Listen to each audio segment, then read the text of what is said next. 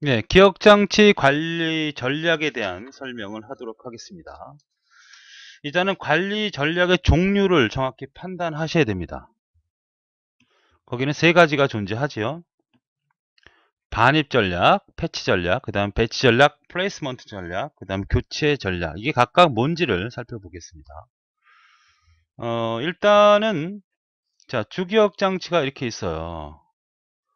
그러면 디스크에 프로그램이 있겠죠. 그러면 이 프로그램을 주기억 장치에 올리는 시기를 결정하는 팬의 시기죠. 시기를 결정하는 게 바로 무슨 전략이다? 바로 반입 전략이다 라는 걸 기억하시고, 그럼 프로그램을 배치한다는 것은 어떤 의미냐면, 배치라고 하는 것은 프로그램이 메모리가 분할되어 있잖아요. 그러면 이 프로그램을 어디에다가 배치할 거냐, 여기다 배치하는 게 좋겠느냐, 여기다 배치하는 게 좋겠느냐, 이것을 우리는 무슨 얘기다? 어디다가 배치할 거냐, 어디에, 위치를 결정하는 전략을 뭐라고 한다? 배치 전략, 플레이스먼트라고 한다. 그러면 교체 전략은 뭐냐면, 내가 예를 들어서 이렇게 하지 말고 이걸로 이해하시는 게 편하겠죠. 자, 이렇게 OS가 존재하고 하나, 둘, 셋, 네 개 페이지 프레임이 존재한다고 했을 경우에 디스크에 있는 바로 페이지들, 분할된 페이지들이 있겠죠. 그래서 1번, 2번, 3번, 4번, 5번 쭉 있을 거 아니야. 그래서 1번과 2번, 3번, 4번에 올라갔어요. 자, 5번을 올리고 싶어요. 그럼 어디다 올릴 거냐? 이 네 개 중에 누굴 뺄 거냐? 대체. 그걸 결정하는 것이 바로 뭐다? 교체 전략이다. 그죠? 이게 상당히 복잡하고 어렵죠. 잘 나오고.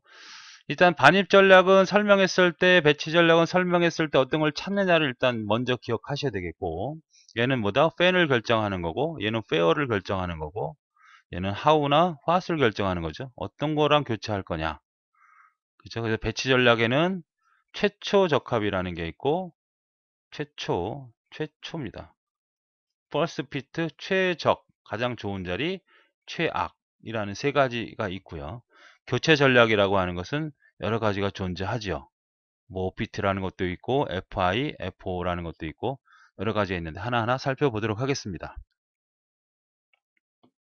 예, 반입 전략부터 보도록 하겠습니다. 그러면 이거 보기 전에 앞에서 페이지 부분을 다시 한번 잠깐 살펴보고 오겠습니다.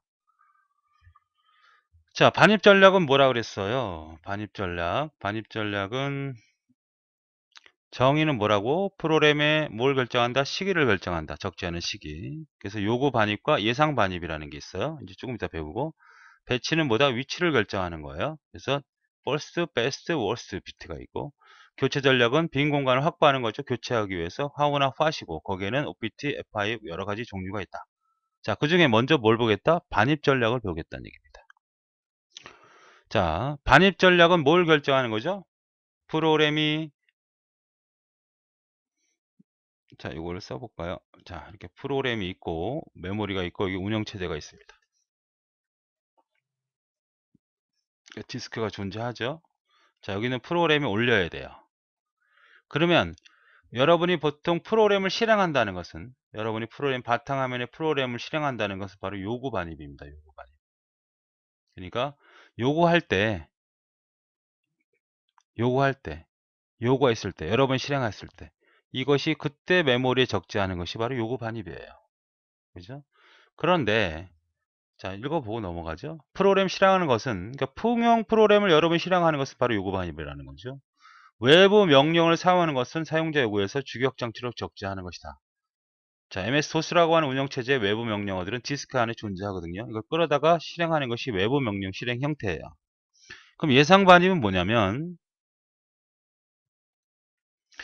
앞으로 요구되는 가능성이 있는 거죠. 우리가 이렇게 역시 운영체제가 있고요.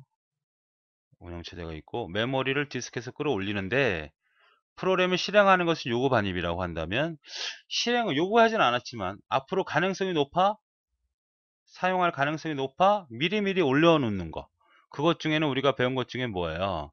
바로 워킹셋이라든지, 워킹셋, 자주 사용되는 페이지라든지, 로컬러티에 의해서 미리 올려다 놓는 거 아닙니까? 당장 필요하지 않더라도. 그것이 바로 뭐야? 예상 반입이라고 하는 겁니다. 그러니까 앞으로 요구될 가능성이 있다는 거죠. 아직 필요하진 않지만 예상해서 올리는 거죠. 가상기억 장치 사용할 때 주로 사용하는 거죠. 그것이 뭐예요? 워킹셋이라든지 구역성의 개념이 바로 뭘 이용하는 것이다? 예상 반입을 이용하는 것이다. 예상이 성공이 되면 되게 좋죠. 그러나 실패하게 될 경우는 느려진다는 거고 오버헤드가 발생은 되는 거예요. MS-DOS의 내부 명령어는 메모리 안에 명령어가 아예 메모리 안에 내재되어 있어요. 그러니까 얘는 자주 사용되는 거니까 미리 올려다 놓는다 해서 예상 반입니다. 물론 사용 안 할 수도 있지만, 자, 이것이 바로 반입 전략 중에 예상 반입입니다. 그러니까 요거 워킹셋과 구역성은 바로 반입 전략의 예상 반입에 해당된다. 이렇게만 좀 기억해 두시면 되겠습니다. 예, 배치 전략에 대해서 보도록 하겠습니다. 배치 전략은 뭐라 그랬어요? 주기억 장치에 뭘 결정하는 거다? 위치를 결정하는 거라 했어요. 이게 운영체제가 있고요. 자, 프로그램이 여기가 이렇게 분할된 것이 만약 20K라고 하고요. 여기는 한 40K 정도로 봅시다.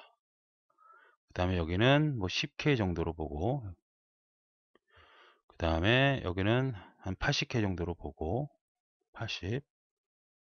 그 다음에 여기는 한 80, 한 50? 50 정도로 봅시다. 자, 그러면 주기억 장치에 있는 프로그램을 위치시키는데 얘가 만약에 자, 여기서는 이미 사용 중인 것도 있다고 합시다. 사용 중인 것도. 그러니까 여기가 10K도 사용 중이고, 그 다음에 여기도 사용 중이라고 합시다. 그럼 사용 중인 건 제외시키는 거죠. 적재할 수가 없으니까. 그래서 40, 30, 어떻게 할까요? 50, 49K, 53K라고 합시다. 그러면 53K라고 하면 적절하게 그림을 안 그렸는데 53K라고 한다면 여기서 스타트가 되어서 들어갈 수 있는 공간이 첫 번째 공간에 집어넣는 게 바로 뭐예요? 퍼스트 피트입니다. 최초 적합이죠.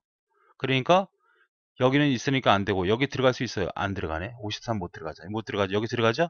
여기 집어넣는 거. 무조건 들어갈 수 있는 공간이면 무조건 집어넣는 거. 첫 번째부터. 이게 퍼스트 피트고요. 베스트 피트라고 하는 것은 가장 잘 맞는 자리. 53K가 잘 맞는 자리 여기겠죠. 딴 데 들어갈 수가 없으니까. 그죠? 그 다음 가장 월스트 피트도 어떻게 됩니까? 월스트 피트도 여기가 되겠네. 가장 넓은 자리. 적절하지 않다 그랬죠? 다시 한번 예를 들어보죠. 여기를 좀 더 나누겠습니다. 여기를 하나는 20K라고 하고 하나는 30K라고 할게요. 내가 적재할 수 있는 공간이 만약에 18K라고 하자고요. 이걸 올리고 싶어요. 그러면 펄스 피트는 어떻게 될까요? 무조건 여기 들어가는 거. 첫 번째니까 이쪽에 들어가는 게 바로 뭐야? 펄스 피트고, 베스트 피트는 가장 잘 맞는 자리 어딥니까? 여기도 들어갈 수 있고 여기도 들어갈 수 있고 여기도 들어갈 수 있고 여기도 들어갈 수 있으니까 가장 잘 맞는 자리 이거죠. 그러니까 결국 내부 단편화가 가장 작거나 가장 적거나 없는 그 자리가 바로 뭐야? 베스트 피트가 되는 겁니다.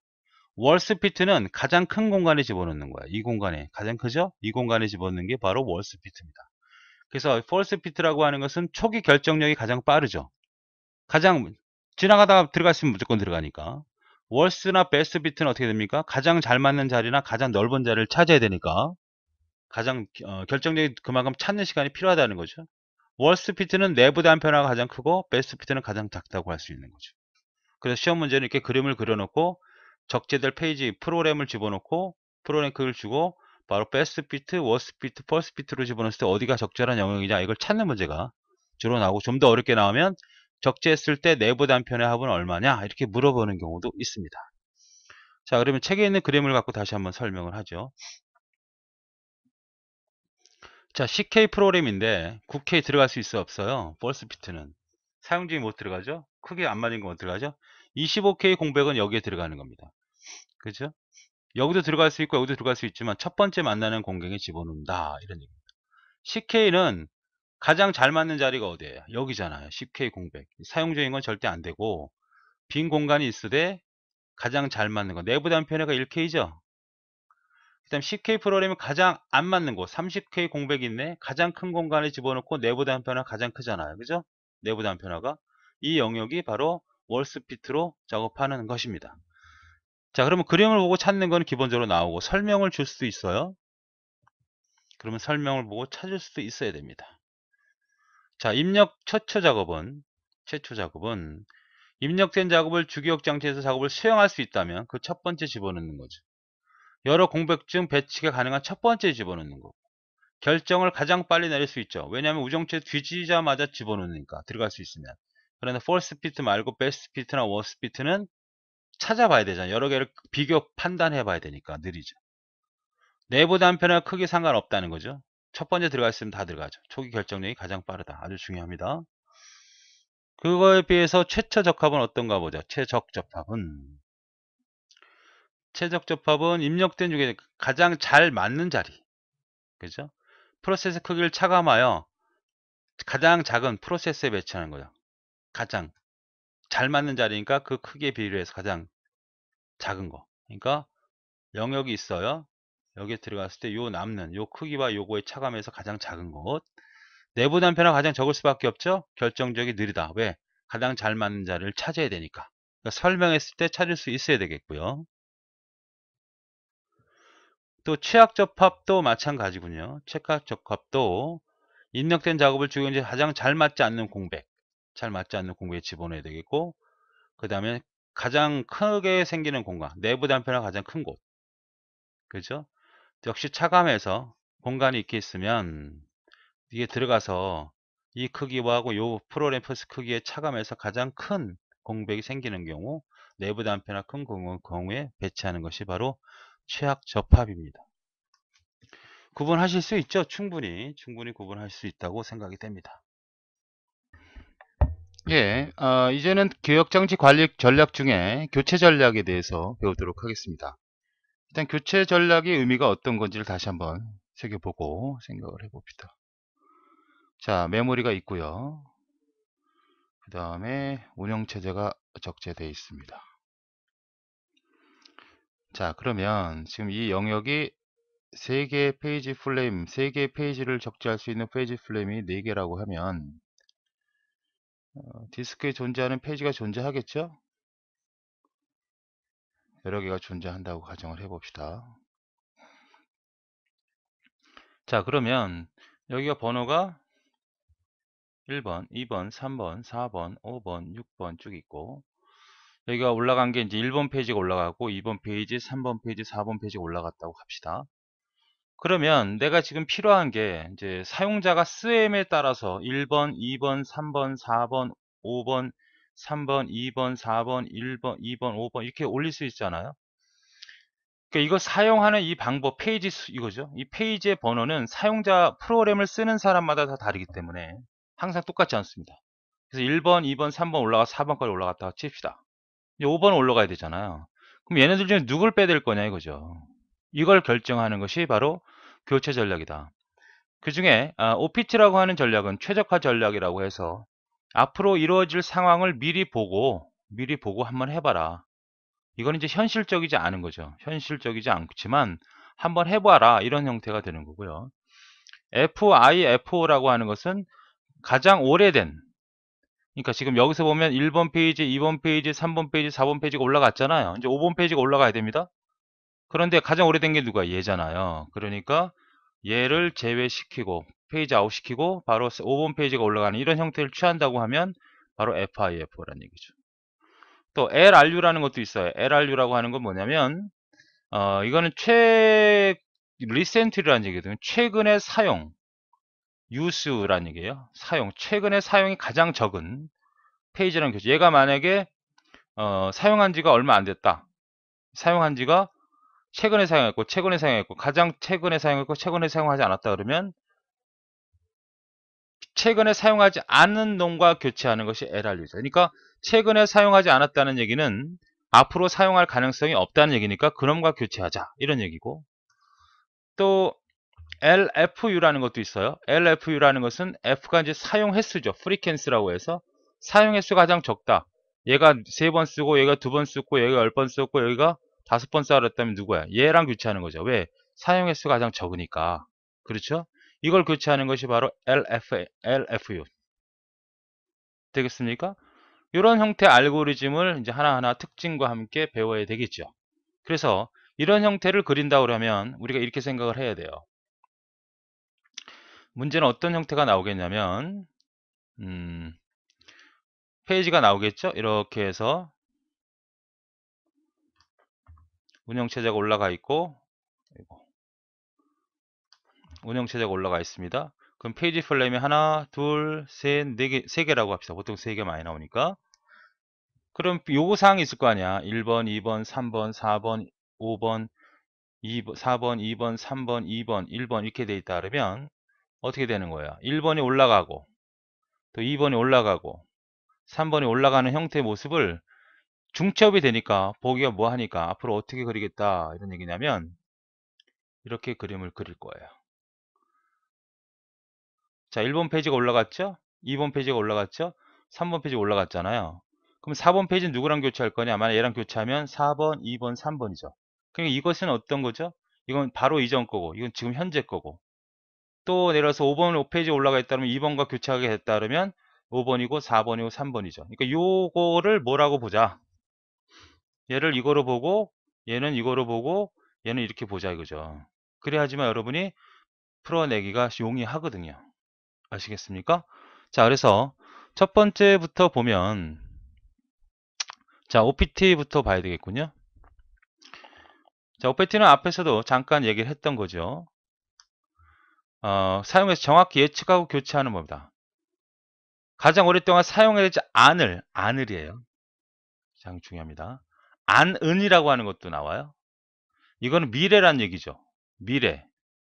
이거는 과거죠.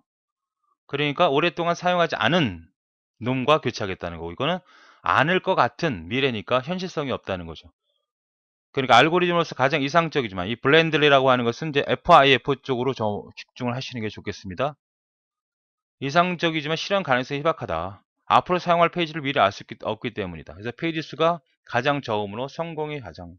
그러니까 페이지가 교체됨으로써 교체를 최소화시키기 위해서 우리는 뭐예요? 알고리즘을 구현하는 거 아닙니까? 재배치 전략을 취하는 거잖아요. 그러니까 페이지 부재가 적을수록 좋은 거거든요. 그러니까 적을수록 좋고 히트율이 좋다는 것은 가장 좋은 방법이긴 하지만 현실적이지 못하다 이런 얘기입니다. 자, 문제를 살펴보면서 이해를 해보죠. 자, 이렇게 그림이 나와 있죠. 그러니까 그림을 요걸 다르게 좀 이해를 해보시면 이런 형태가 됩니다. 자, 주기억 장치가 이렇게 있어요. 다시 그릴게요. 요걸로 이렇게 있습니다. 주기억 장치가. 그리고 운영체제가 올라가 있고요. 지금 페이지 프레임이 3개잖아요. 그러니까 하나, 둘, 3개라는 얘기입니다. 지금 첫 번째 1이라는 건 여기 1 올라갔다는 얘기고 2가 올라갔다는 건 여기 2가 올라갔다는 얘기고 그죠?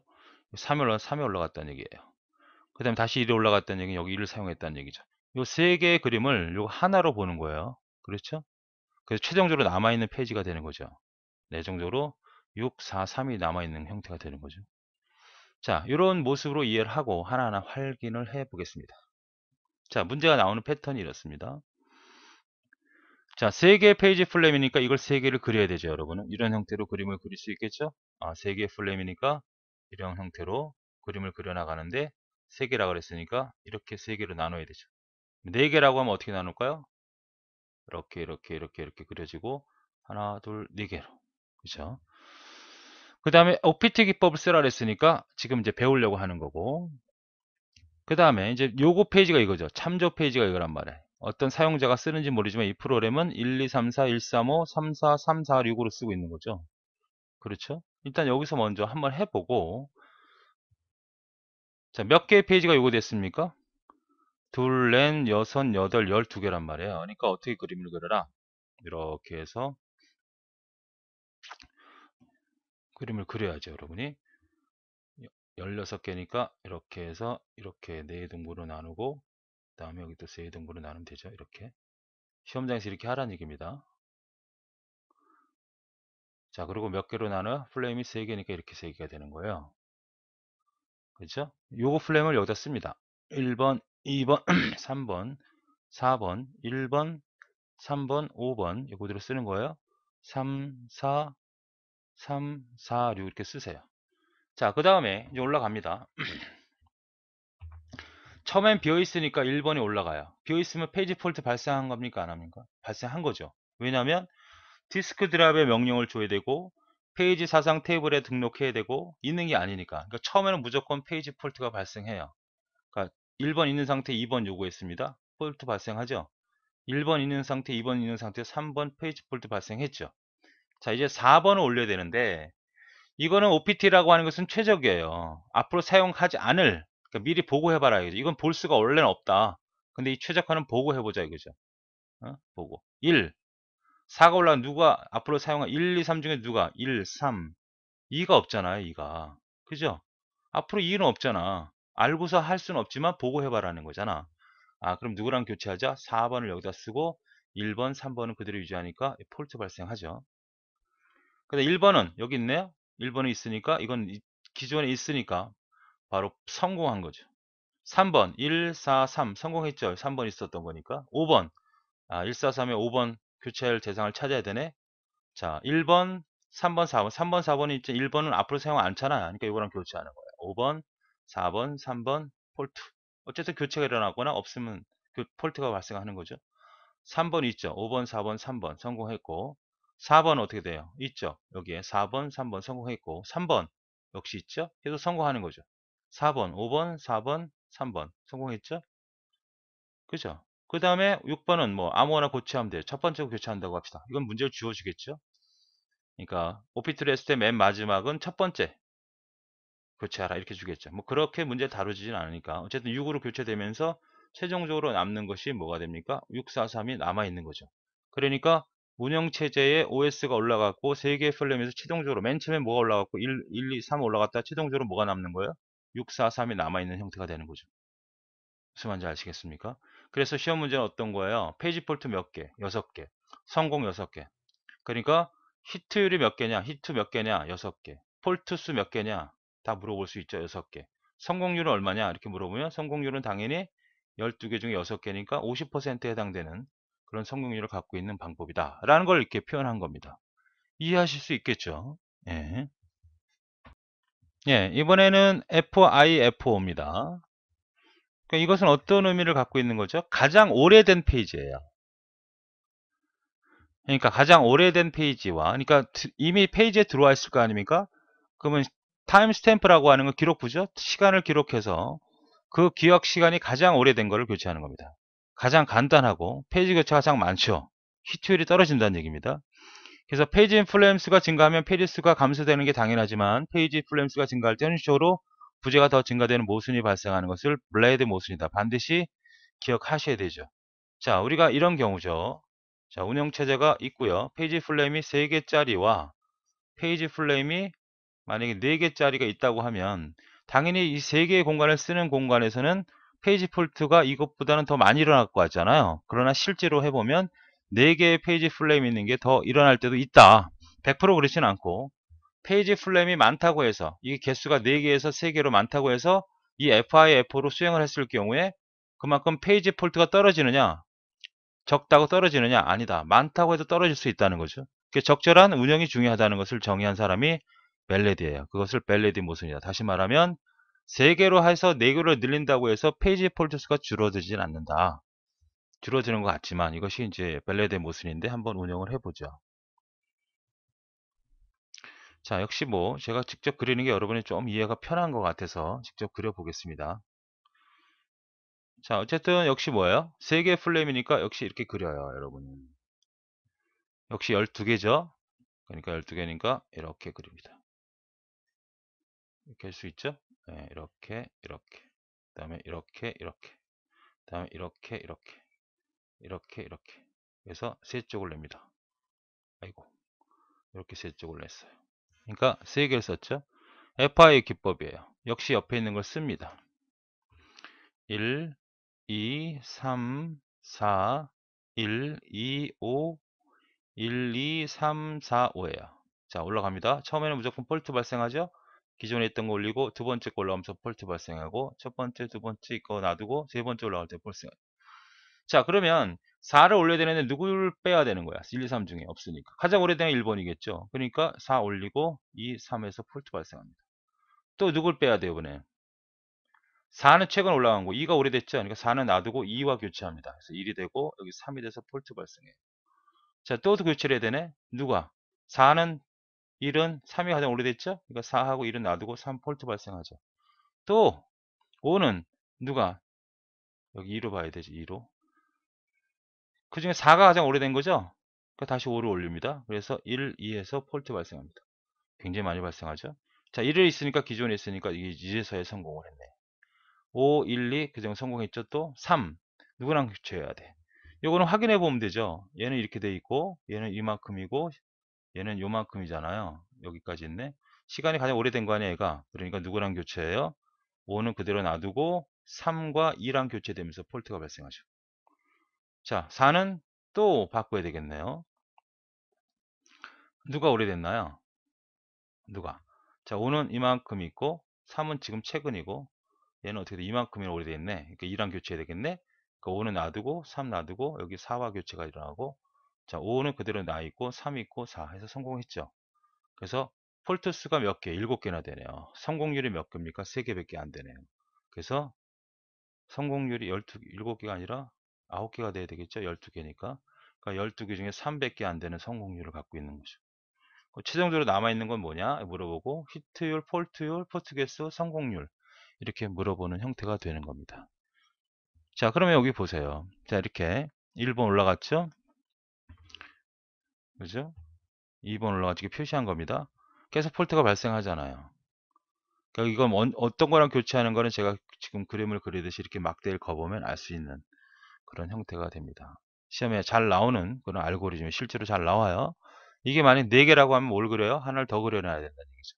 그러니까 이게 4개가 된다고 해서 성공률이 좋다고 볼 수 없다. 이것이 이제 벨레드의 모순이다. 이렇게 기억을 해 두시면 되겠습니다. 자, 이번에는 LRU입니다. LRU는 시험에 뭐 F와 F5와 같이 아주 잘 나오는 문제가 되겠습니다. 자, LRU는 일단 저런 문제도 먼저 계산을 생각을 해야 됩니다. 다음 설명을 했을 때 이건 무슨 방법이냐? OPT냐? 아니면 FIFO냐? 아니면 LRU냐? 자, used 사용했다는 얘기죠. 그 다음에 recent 최근에 가장 적게 사용한 페이지랑 교체하는 겁니다. 자, 가장 오래된 페이지와 교체 대상을 대상으로 한다. 이거죠. 현 시점에서 가장 오랫동안 사용하지 않은 이게 특징이에요. 이걸 핵심으로 봐야 되죠. 아까 LRU는 OPT는 뭐였어요? 안을 그랬잖아. 안을. 이건 미래고. 그러니까 이거는 현실적이 없다는 얘기죠. 이거는 뭐야? 안에니까 이미 본 거죠. 이미 사용한 거죠.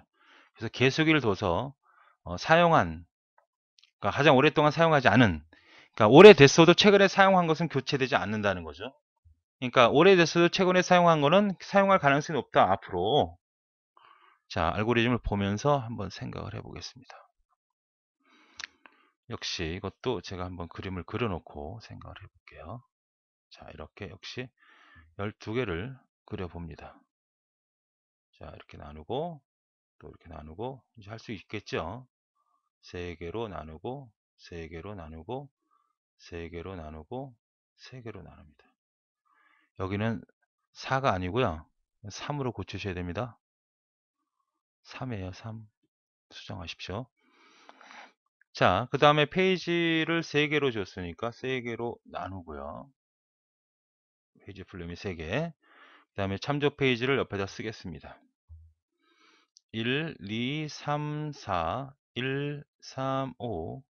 그 다음에 3, 2, 3, 4, 5 이렇게 썼어요. 그렇죠? 자, 올립니다. 처음에는 무조건 폴트 발생하죠? 이전에 있거 놔두고 두 번째 올립니다. 폴트. 세 번째 거 그대로 올립니다. 폴트. 4번에 올라가야 돼요. 누구랑 교체해야 돼? 이럴 경우는 LRU는 이렇게 생각하시면 됩니다. 자, 지금 얘하고 얘를 감싸세요. 이렇게 감쌉니다. 지금 현재 처리할 놈하고 남아있는 놈과 따져보세요. 여기 없는 놈이 누구예요? 1이 없잖아요. 1과 교체하는 겁니다. 2하고 3은 놔두고 얘랑 교체해요. 폴트 발생해죠? 자, 다시 1을 올려야 돼요. 그럼 또 어떻게 해줄까요? 1을 포함해서 3, 4를 이렇게 묶어버려요. 그러면 4는 그대로 있고 3도 있죠? 1과 교체가 일어나는 겁니다. 됐죠? 그 다음에 135를 따져보세요. 135 있네요. 여기는 고맙게도 있습니다. 그러면 4는 그대로 놔두고 1도 나누고 3이 있으니까 성공한 거죠. 그죠? 5를 교체해야 되는데 5가 없네. 불행히도. 그죠?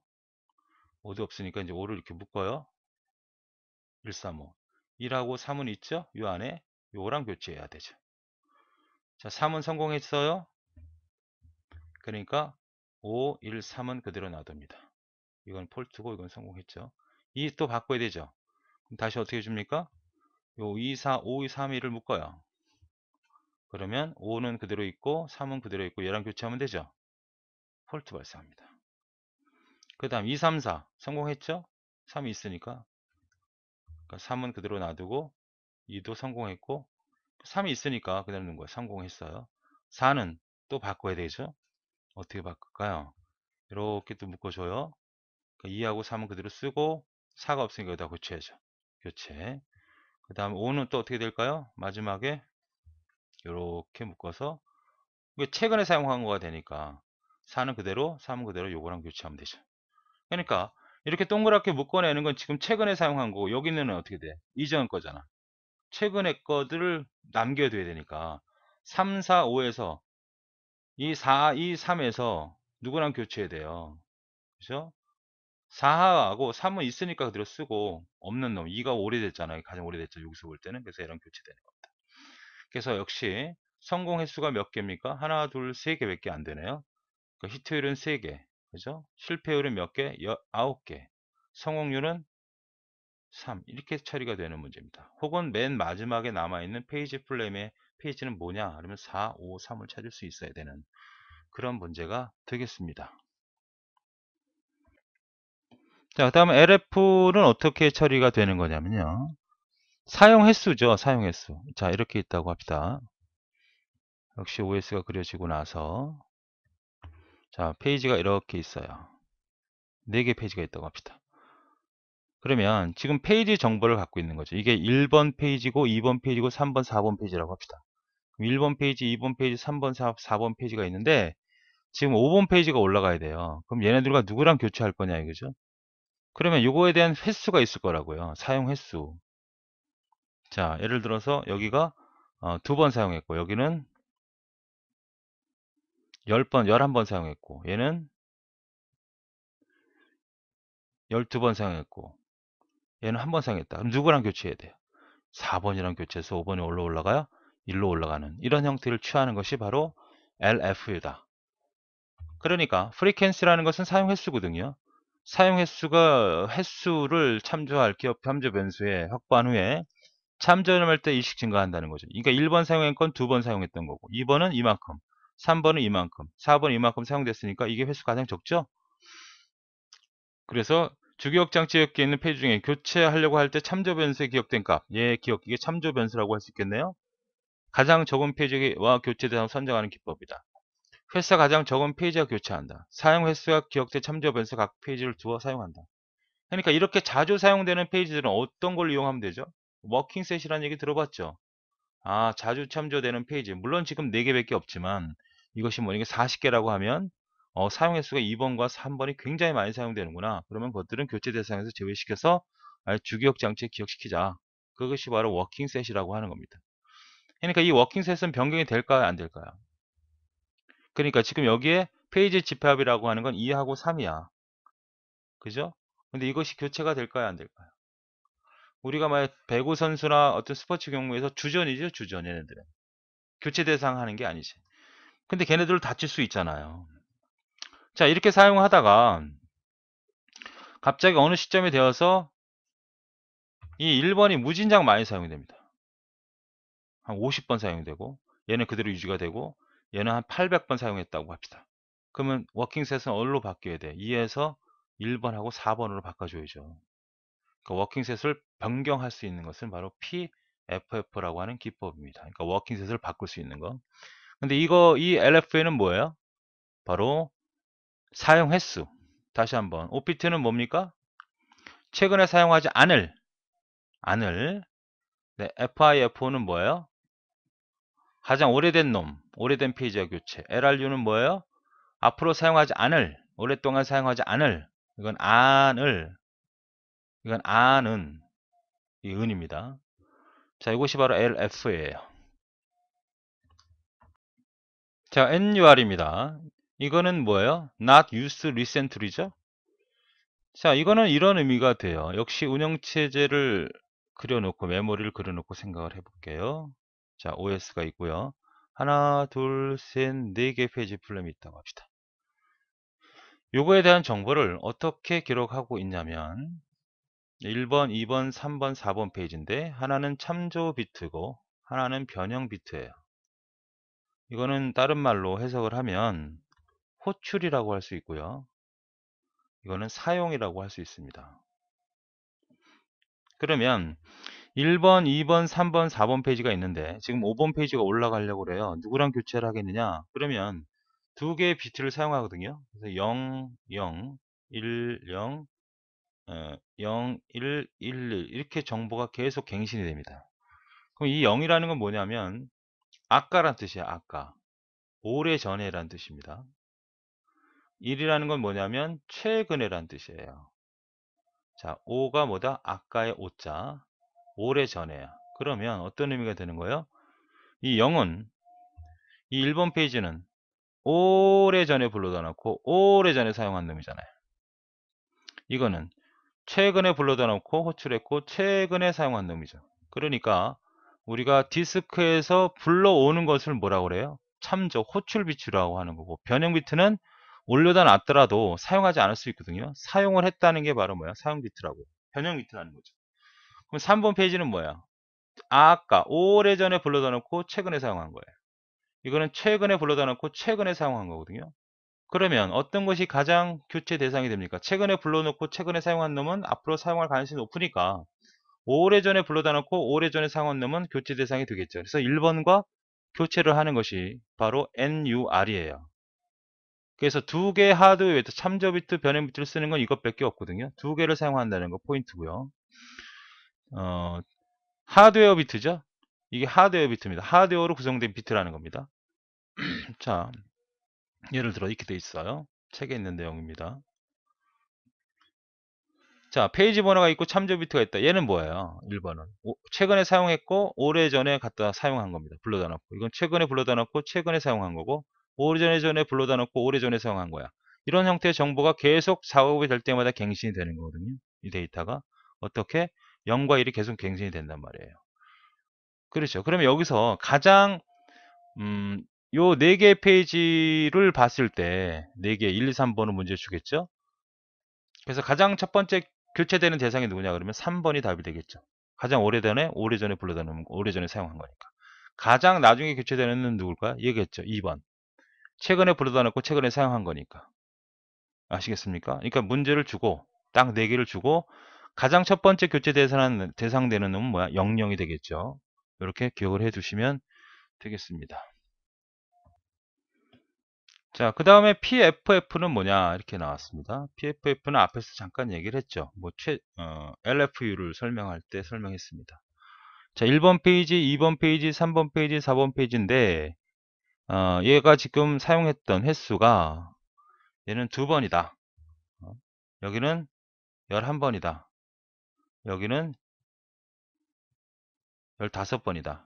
여기는 1번이다. 이랬을 때 물론 교체 대상이 이거죠.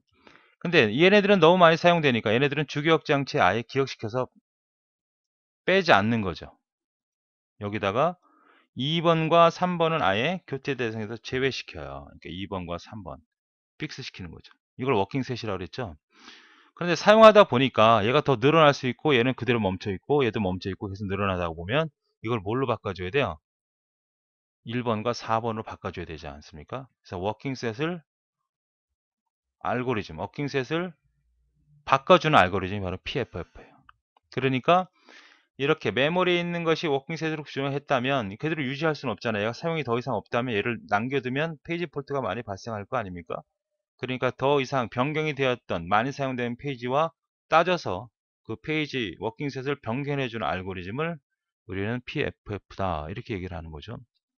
자주 사용되는 페이지 워킹셋이라고 하는데 PF는 워킹셋에 존재하는 페이지를 관찰하여서 최근에 사용되지 않은 페이지와 워킹셋에 속하지 않는 페이지 중에 최근에 사용된 페이지와 교체하여 교체율을 높이는 방법이다.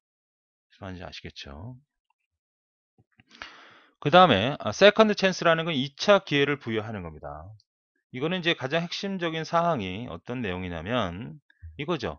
FIFO하고 FIFI하고 LRU를 합쳐놓은 거죠. 자, 이런 얘기입니다. 자, 운영체제가 있고 페이지가 하나, 둘, 셋, 네 개가 있어요. 자, 그러면 여기에 1번 페이지, 2번 페이지, 3번, 4번 페이지가 있다고 가정을 하면 자, 1번 페이지, 2번 페이지, 3번 페이지가 있는데 지금 가장 얘가 오래됐다고 가정을 해봅시다. 보니까 얘가 뺄 대상이야. 근데 하다 보니까 가장 오래된 놈이 최근에 사용이 되는 놈이 있더란 말이야. 그러니까 페이지 교체가 자주 일어날 수도 있다는 거죠. 그것 때문에.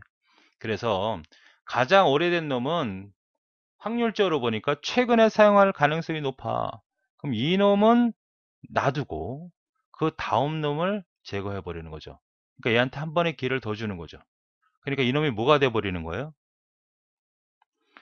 이놈이 최근에 사용한 거로 취급을 해 버리는 거야. 그러니까 가장 오래된 놈을 빼는 개념은 FIFO죠. 그런데 이놈을 빼기 싫어. 그러니까 그 놈을 뭐 LRU로 해서 최근에 사용한 놈으로 취급을 해. 그럼 두 번째 놈을 제거하겠죠. 그래서 이놈과 교체하는 겁니다. 예를 들어서 야구 좋아하시는 분 별로 없을 수도 있겠는데 야구 선수 중에 가장 오래된 입단한 지 오래된 선수를 빼고 싶어. 근데 입단한 선수 오래된 사람 빼려고 했더니 어느 팀에 봤더니 그 사람이 갑자기 성적이 올라가. 그 다음 사람을 잘라버리는 이런 형태를 2차 기회 부여라고 하는 거죠. 그림상으로 보면 페이지가 하나, 둘, 셋, 넷, 다섯이니까 얘가 가장 오래된 애 아니야. 그죠? 얘를 제거하고 싶은데 얘가 가장 최근에 사용할 가능성이 높아. 그러니까 얘를 다시 입력된 것처럼 사용한 것처럼 즉 LRU처럼 취급을 해서 최근에 사용한 것처럼 취급을 해서 교체 대상으로 제외하는 것을 우리는 뭐라고 한다? LRU 즉 세컨드 찬스다. 2차 기회를 부여하는 것이다. LRU 기법을 이용해서 최근에 사용한 거로 취급을 한다.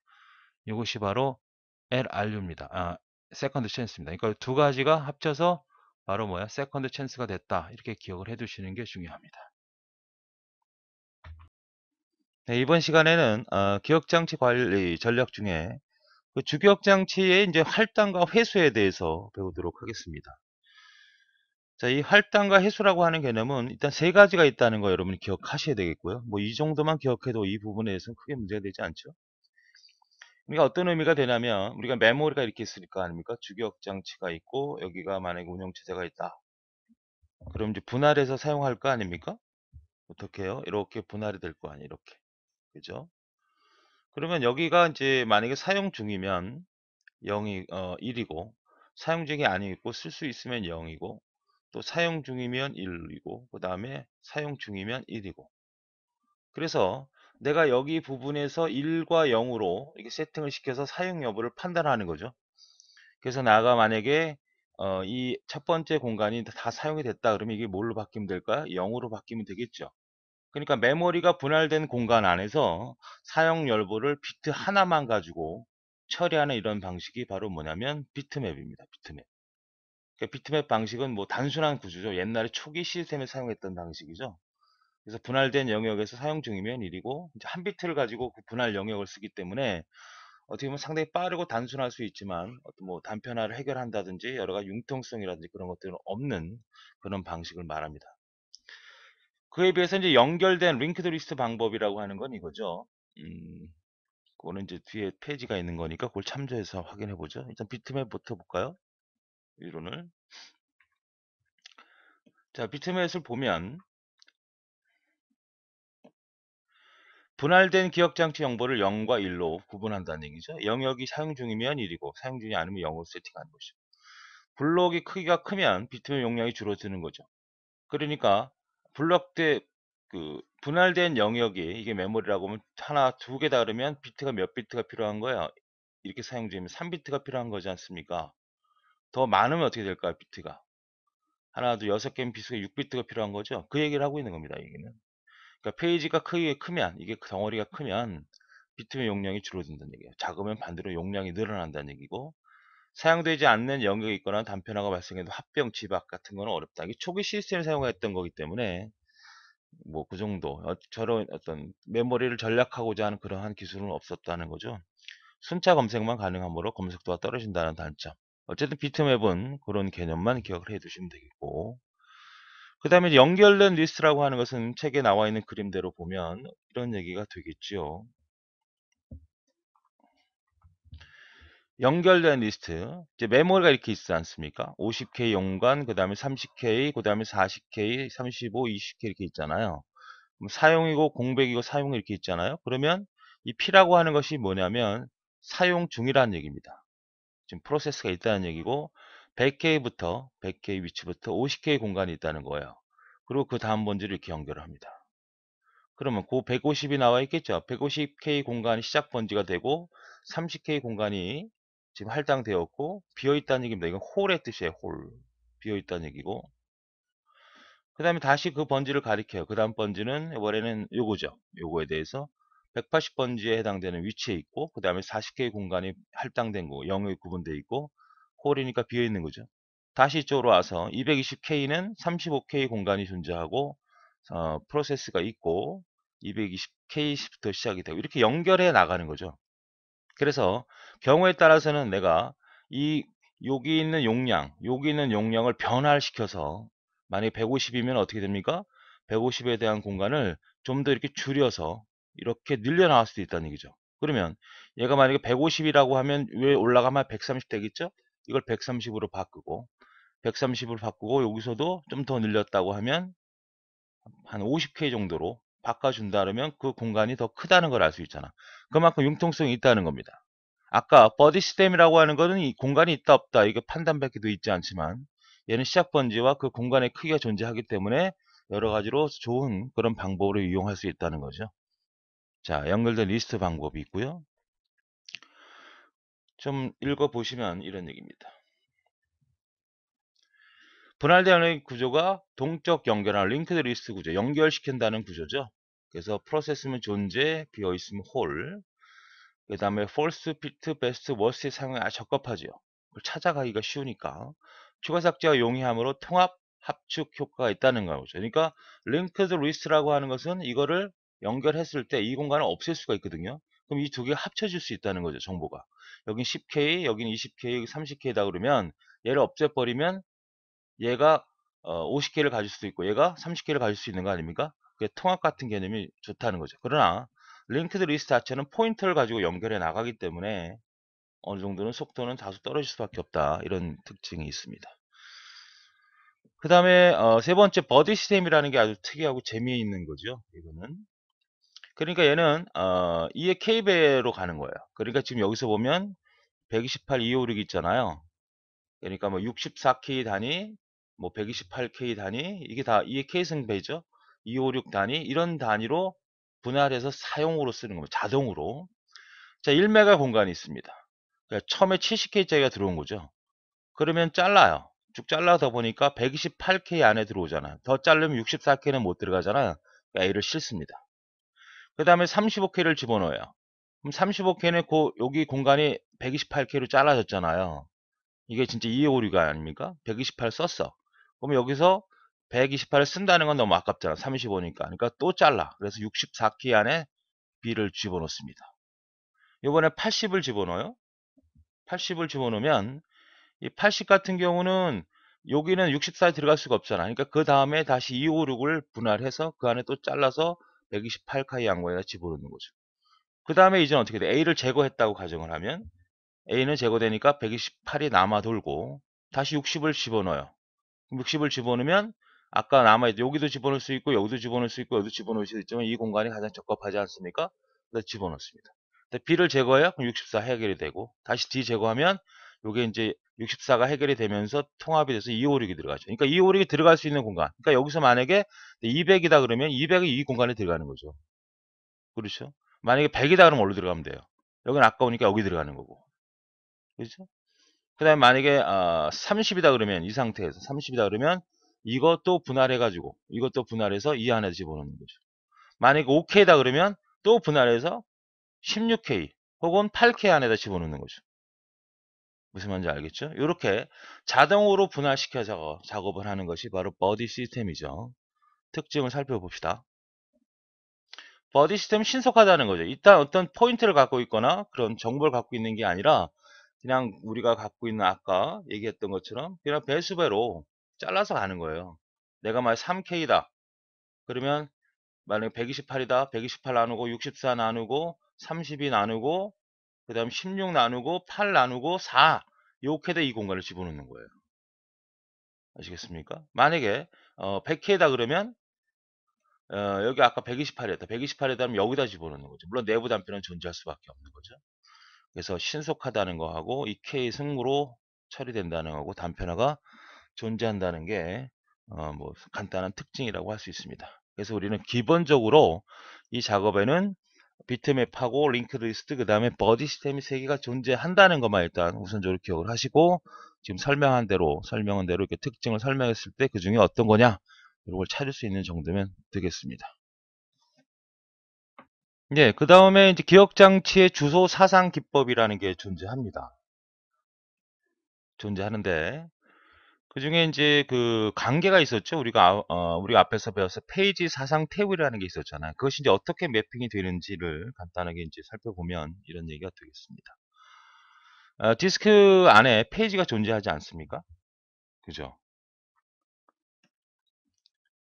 페이지가 존재합니다.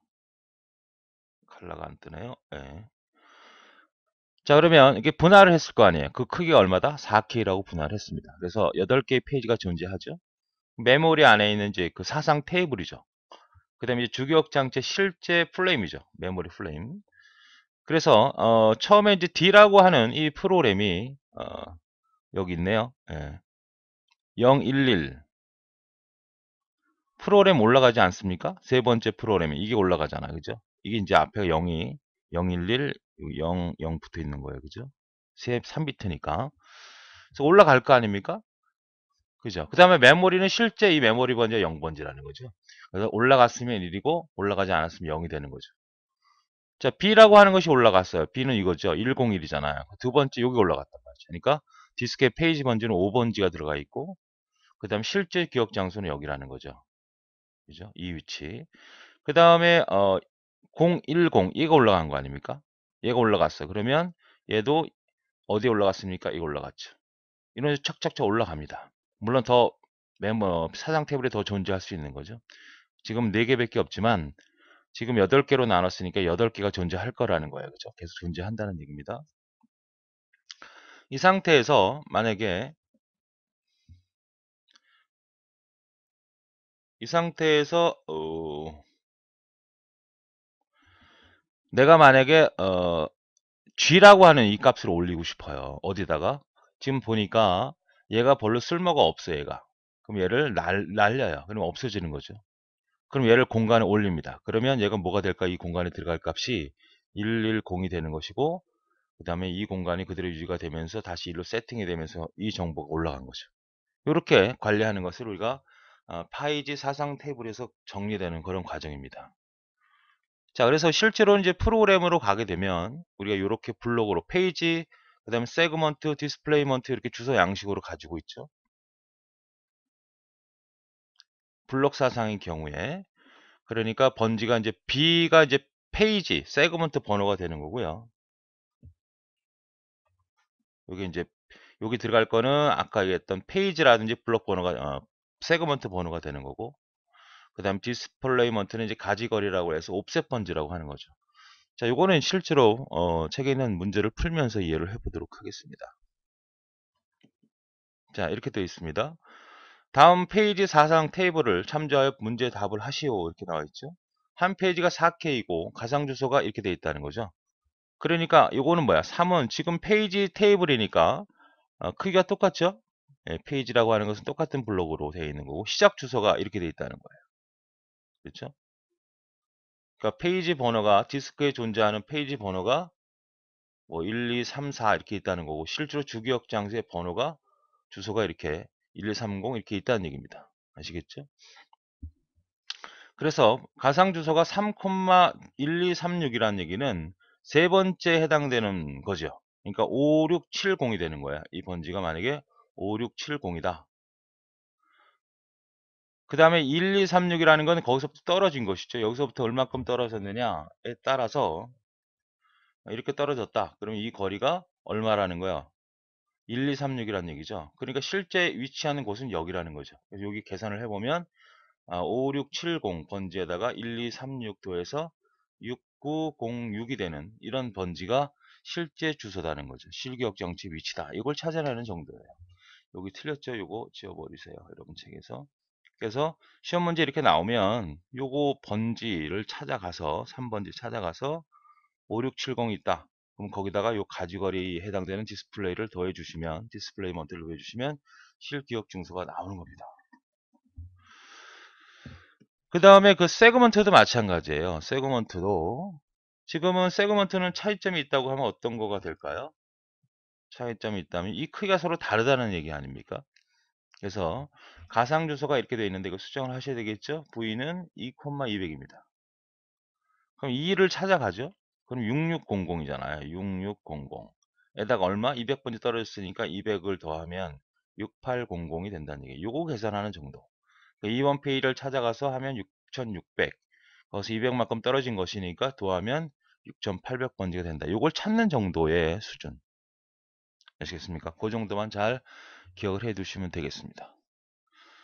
그 다음에 세 번째는 이제 그 블록 사상 기법의 종류가 세 가지가 있는데요. 그걸 이제 첫 번째가 이제 직접 사상이 있고, 그 다음에 연관 사상이라는 게 있어요. 연관 사상. 그 다음에 연관 직접 사상이죠. 연관 직접 사상입니다. 그러니까 요 두 개를 합쳐 놓은 것이 이거죠. 그러니까 이건 어떤 거냐면 페이지 사상표에서 구한 실기억 장소와 가상주소의 변이를 쉽게 주소 변환하는 방법을 갖는 거죠. 그러니까 내가 여기가 가상 주소에 디스크에 있는 주소라고 하면 실기억 장소가 있을 거 아닙니까? 그렇죠? 그럼 여기에 있는 번지하고 여기 있는 번지가 있을 거 아니에요. 이걸 실제로 1대1로 매핑을 시키는 겁니다. 이것이 직접 사상이에요. 그러니까 가장 원시적인 방법이고 가장 단순한 방법이죠. 아까 얘기했던 앞에서 배웠던 번지가 만약에 V에서 3,400이다 그러면 3번지에 해당되는 번지가 여기다 그러면 3번지 여기가 만약에 3,300번지다 그러면 여기서 400번 해서 계산해서 실제 번지가 얼마다? 3,700번지라고 이렇게 직접 번지를 지정해서 바꿔내는 것을 우리가 직접 사상이라고 그러죠. 근데 연관사상이라고 하는 건 뭐냐면 연관사상이라고 하는 것은 이렇게 번지 가지고 찾는 것이 아니고요. 번지 갖고 찾는 게 아니고 이 안에 내용 갖고 찾아냅니다. 내용 가지고. 그러니까 번지로 해서 해당되는 걸 찾아서 순차적으로 찾아서 집어넣는 게 아니고 그 안에 내용이 비어있든 안 비어있든 그 연관 메모리라는 게 있어요. 연관 메모리. 굉장히 고속이고 일반 메모리보다 빠른 메모리를 이용하는데 얘는 주소를 이용하는 것이 아니라 이 안에 들어가 있는 내용을 참조한다 해서 굉장히 고속으로 판단할 수 있는 거죠. 자, 이런 얘기입니다. 예를 하나 들어볼게요. 어, 만약에 학교에 운동장에 학생들이 쭉 서 있습니다. 여기가 이제 강단이에요. 그럼 어떤 학생이 하나를 검색하고 싶습니다. 얘가 만약에 그 노란 모자를 썼다고 하죠. 노란 모자를. 그럼 여기서 찾아가는 거예요. 이렇게 찾아서 계속 매핑을 시키는 겁니다. 처음부터. 너 노란 모자 썼니? 안 썼니? 썼니? 안 썼니? 이렇게 찾아 들어가는 것이 뭐다? 직접 사상이고, 직접 사상. 굉장히, 그러니까 여기까지 노란 머리를 찾아갈 때까지 굉장히 시간이 걸리겠죠. 그런데 연관 메모리라고 하는 것은 여기서 보이죠? 그냥 노란 모자 쓴 학생이 보이죠? 거기다가 그냥 집어넣는 거죠.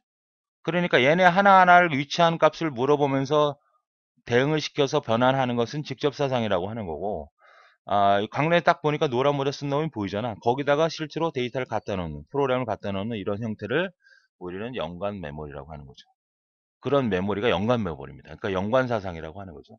그래서 직접 연관 사상은 이렇게 두 가지를 다 혼용해서 사용하는 방법이다. 이렇게 생각을 해주면 되겠어요. 그래서 직접 사상은 지금처럼 실기억 중소와 가상 주소의 변이 실제 주소로 변환하는 방법이 뭐냐? 그러면 직접 사상이고 내용을 가지고 즉 이 노란 모자 같은 내용을 가지고 찾아 들어가는 게 뭐냐? 그러면 연관 사상이라고만 기억해 두시면 되겠습니다. 내용을 좀 살펴볼까요? 자, 연관사상. 직접사상은 페이지 분할 개수가 많을수록 해당 페이지 검색 시간이 많이 소요될 수밖에 없어요. 그죠? 그러나 프로그램 가상시 실행될 때마다 페이지 교차수 늦어져 전체 분의 실행 속에 영향을 주게 된다. 이렇기 때문에 연관 메모리를 이용하는 거죠. 고속의 연관 메모리를 이용해서 현재 적시된 페이지만을 적재시켜서 속도를 향상시키는 거죠. 요게 포인트입니다. 자, 내용 참조를 한다. 이렇게만 기억하세요. 요걸 이용하는 게 바로 뭐다? 연관 사상이다. 이렇게 기억을 해주시면 되겠습니다. 그 다음에 연관 직접 사상이라고 하는 것은 금방 말씀드렸던 것처럼 값비싼 고속의 메모리를 많이 사용해야 된다. 연관 메모리는. 그래서 비용의 낭비가 크니까 일단 우선 연관 사상을 해보고 해당 페이지를 찾고 그 페이지가 존재하지 않으면 직접 사상으로 검색해서 사용하는 방법이다.